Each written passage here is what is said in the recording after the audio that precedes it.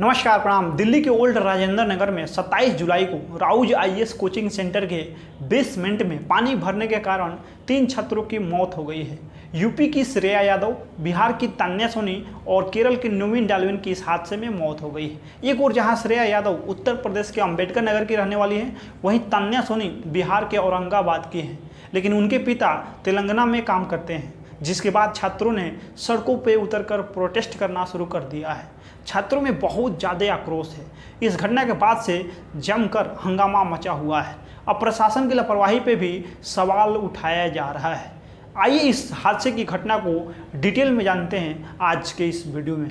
युवा देश का भविष्य होता है। युवाओं के कंधे पे देश के उज्जवल भविष्य की जिम्मेदारियां होती है। उसी देश की सेवा करने का ख्वाब लिए तमाम नौजवान अपने अपने घरों से निकलकर देश की राजधानी दिल्ली पहुंचते हैं। भले ही कई बच्चे गरीब घरों से निकलकर शहर में पढ़ाई के लिए पहुंचते हैं, लेकिन उनके सपने बड़े बड़े होते हैं। गांव देहात के आंगन से निकलकर ये शहरों के छोटे छोटे कमरों में रहने को सिर्फ इसलिए मजबूर होते हैं क्योंकि इन्हें यहीं से निकलकर एक दिन अपने बड़े सपनों को पूरा करना होता है। छात्र सोचते हैं कि बड़े कोचिंग सेंटर अच्छी शिक्षा देंगे जिससे उनका करियर बन जाएगा। कर्ज लेकर कोचिंग सेंटर्स में एडमिशन लेते हैं, लेकिन यही कोचिंग सेंटर्स नियमों की अनदेखी कर इन छात्रों की जान को खतरे में डाल देते हैं। ओल्ड राजेंद्र नगर में कोचिंग सेंटर के बेसमेंट में पानी भरने से मौत के हादसे के बाद छात्र धरना दे रहे हैं। दिल्ली के राजेंद्र नगर के बड़ा बाजार रोड पे कई दशकों से बरसात का पानी भरता आ रहा है। दरअसल पुराना राजेंद्र नगर का एरिया निचला इलाका है। बारिश में रिज एरिया और न्यू राजेंद्र नगर का पानी बहुत तेजी से बहकर बड़ा बाजार रोड पे आता है। दुरुस्त ड्रेनेज सिस्टम से पहले पानी कुछ ही देर में निकल जाया करता था, लेकिन एमसीडी की लापरवाही से पूरे एरिया का ड्रेनेज सिस्टम लगभग ठप पड़ा हुआ था। ऐसे में बारिश के बाद यहाँ से पानी उतरने में 4 से 6 घंटे तक लग जाया करते थे। मजबूर होकर यहाँ के ज़्यादातर कोचिंग सेंटरों ने जुगाड़ कर अपने मेन गेट पे स्लाइडिंग डोर लगाया हुआ है। बारिश होते ही दरवाजों को बंद कर दिया जाता है। इन दरवाजे से काफ़ी हद तक पानी अंदर आने से रुक जाता है। शनिवार को जब 4 से 5 फीट पानी भरा तो महज एक गाड़ी निकलने से बेसमेंट के मेन गेट पे लगा दरवाजा पानी की रफ्तार से टूट गया और पानी सैलाब की तरह बेसमेंट में घुस गया और छात्रों की मौत हो गई।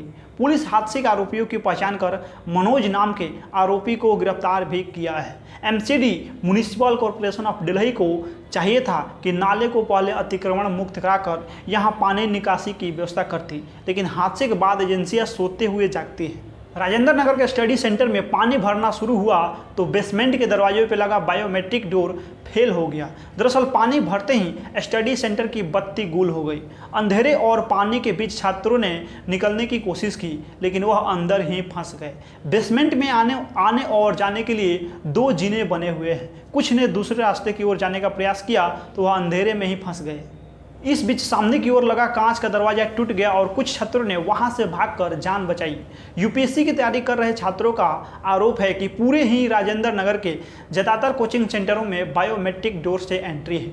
किसी भी हादसे के समय यह डोर बड़ी मुसीबत बन सकते हैं। राउज आईएएस स्टडी सेंटर वाले हादसे में ऐसा ही हुआ है। स्टडी सेंटर में यूपीएससी की तैयारी करने वाले छात्रों ने बताया है कि 27 जुलाई को जो हुआ उसकी कभी कल्पना भी नहीं की जा सकती थी। किसी छात्र ने कभी सोचा भी नहीं होगा कि बायोमेट्रिक दरवाजे भी उनके लिए खतरा हो सकता है। राउज आईएएस कोचिंग सेंटर के बेसमेंट में हुए हादसे के बाद से पुलिस प्रशासन एक्शन मोड में आ गया है। ओल्ड राजेंद्र नगर इलाके में अवैध रूप से संचालित कई कोचिंग सेंटर के बेसमेंट को सील कर दिया गया है। अभी तक 19 कोचिंग सेंटर को सील किया गया है। इन कोचिंग सेंटरों में मशहूर दृष्टि आईएएस कोचिंग भी शामिल है। नेहरू बिहार में दृष्टि आईएएस का एक सेंटर अवैध रूप से वर्धमान मॉल के बेसमेंट में चल रहा था, जिसे एमसीडी ने सील कर दिया है। वहीं इस हादसे के बाद दृष्टि आईएएस कोचिंग के संस्थापक और सीईओ विकास दिव्याकृति की पहली प्रतिक्रिया सामने आई है।